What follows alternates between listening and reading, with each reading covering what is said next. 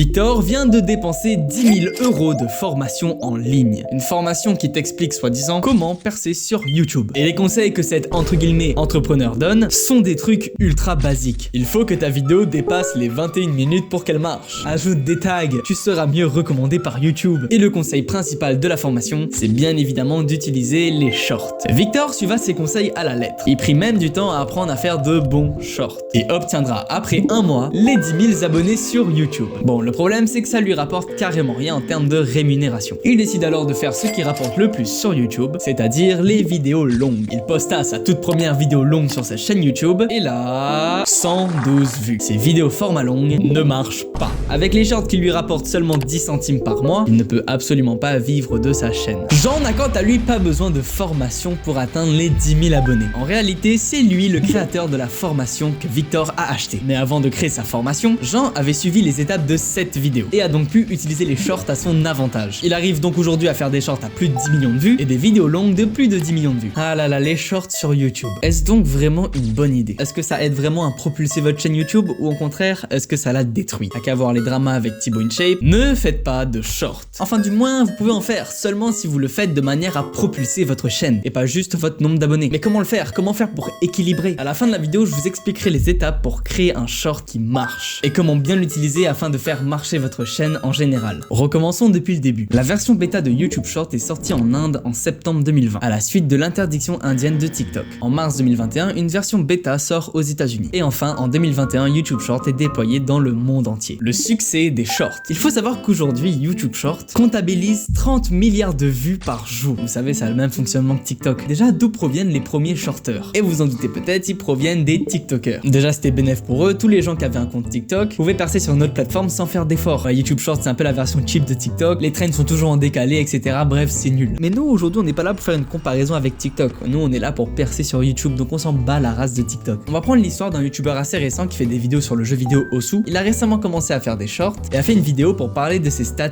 ouvertement. Ces vidéos longues avaient une moyenne d'environ 50 000 vues, ce qui est assez bien, mais comparé à ce qu'on va voir, c'est rien du tout. Mais du coup, après avoir essayé les shorts, après avoir posté quelques shorts, il a atteint des millions de vues. Ces shorts lui ont fait passer de 60 000 abonnés à plus de 100 000 abonnés en l'espace de un mois. Vous vous rendez compte? En un mois, il a fait ce qu'il avait réalisé en 6 ans. Mais le problème, c'est que ses vues sur ces vidéos longues ne bougeaient pas du tout, voire même diminuaient. Le problème des shorts. Vous connaissez tous des chaînes qui ont marché grâce aux shorts. On peut parler vite fait du cas de Thibaut InShape. On va le faire très vite parce que je pense que vous connaissez tous l'histoire. Thibaut fait des shorts qui percent dans le monde entier. Vraiment, c'est l'usine, il fait des shorts tous les jours. Il gagne énormément d'abonnés grâce à ça. Mais c'est un public qui n'est pas forcément intéressé par ses vidéos en français, des vidéos longues. Récemment, il a fait 2 millions d'abonnés en 2 mois et risque probablement de dépasser Squeezie. Mais c'est loin d'être le seul. Prenons l'exemple d'un youtubeur qui s'appelle Itkasei. C'est un youtubeur américain faisant des vidéos plutôt basiques avec une audience un peu basique. La seule chose étrange sur sa chaîne, c'est que son nombre de vues est disproportionné avec son nombre d'abonnés. 16 millions d'abonnés pour 100 000 vues par vidéo. Et ces 16 millions d'abonnés, d'où ils viennent alors? Eh ben oui, vous l'avez deviné, ils proviennent des shorts. Et pas que, le pire c'est qu'ils proviennent presque tous d'un seul short. 136 millions de vues. Et qu'est-ce qu'il y a dans cette vidéo qui est si spécial? Le CTA, le Call to Action. Qu'est-ce que c'est, vous allez me dire? Dans cette vidéo, il parle de s'abonner. Un compteur d'abonnés. Sur la vidéo, il attend que quelqu'un s'abonne. La vidéo fait 136 millions de vues. 136 millions de personnes ont vu quelqu'un qui attend quelqu'un s'abonner. Je pense que vous avez compris. Je suis sûr qu'avec seulement cette vidéo, il a pu se faire au moins 3 millions d'abonnés. D'ailleurs, en parlant de CTA, si vous vous abonnez là maintenant, vous allez devenir le meilleur créateur de contenu au monde. Je vous jure que c'est vrai. Je vous jure que c'est vrai. Abonnez-vous.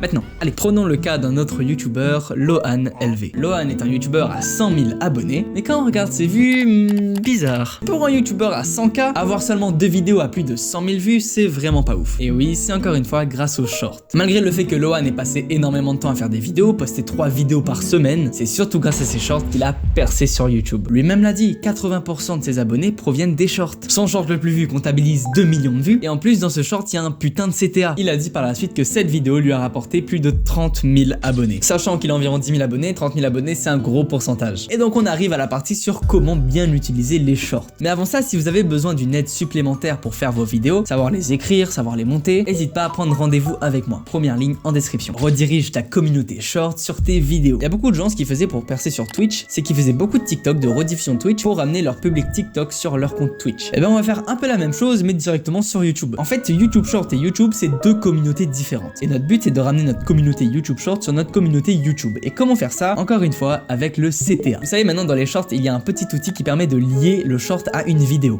longue. Et du coup, en plein milieu de votre votre short, ce que vous devez dire c'est « Je parle de ça plus en détail dans cette vidéo ». Rappelle que tu es un YouTuber et non un shorter. Allez, petit bonus, je vais te montrer comment réaliser un short qui marche en 3 étapes. Captive l'attention du spectateur. Oui, astuce que vous connaissez tous mais que vous ne savez pas appliquer. Si vous avez un short, une vidéo avec un script et un montage, il faut que toute votre concentration, toute votre énergie parte dans les 10 premières secondes de votre short. Concentrez-vous sur les 10 premières secondes de votre script. Concentrez-vous sur les 10 premières secondes de votre montage. Il faut pas que le viewer change de vidéo, faut pas qu'il scrolle. Dites-vous que l'action d'un seul doigt lui permet de changer de vidéo. Si le montage est nul, le script est nul, le sujet l'intéresse pas, et ben il va swiper. Deuxième étape, avoir un bon sujet de short. Si vous faites une vidéo pas originale que tout le monde a déjà vue, ça ne va jamais marcher. Dire un truc qui a déjà fait 10 millions de vues, ça ne sert à rien. Si vous faites des vidéos qui n'intéressent personne, ça va pas marcher non plus. Alors comment trouver une niche? Comment trouver des sujets? Eh ben réponse plutôt simple, mais copie un peu. Et les gars, faut arrêter, y a pas de mal à faire ça. Dans toutes les communautés c'est comme ça et on va pas se le cacher. Et l'étape numéro 3 qui devrait peut-être être l'étape numéro 1, c'est la régularité. Soyez disciplinés sur la publication de vos shorts. Les gens qui ont une motivation de fou font 3 shorts en un jour. Et après se démotiver, arrêtent parce que ça n'a pas marché. Mais allez vous faire foutre. Même si vos shorts sont à chier, il faut garder un tempo. Être régulier sur ses posts. Soit poster tous les jours, soit poster toutes les semaines, soit poster tous les mois. Peu importe, le plus important c'est d'être régulier. Bon, le plus de shorts que vous postez, le mieux c'est. Si vous pouvez poster 3 shorts par jour tous les jours, bah tant mieux. Vous aurez plus de chances de marcher. Bref, ne te décourage pas, continue et ça marchera à un moment. Et ça c'est une leçon qui va dans tout. La discipline, ça va dans tout. Que ce soit dans le sport, à l'école, faire des shorts, apprendre de ses erreurs, se remettre en question, etc. Si tu veux d'autres conseils sur la création de vidéos, viens sur mon serveur Discord en description et abonne-toi.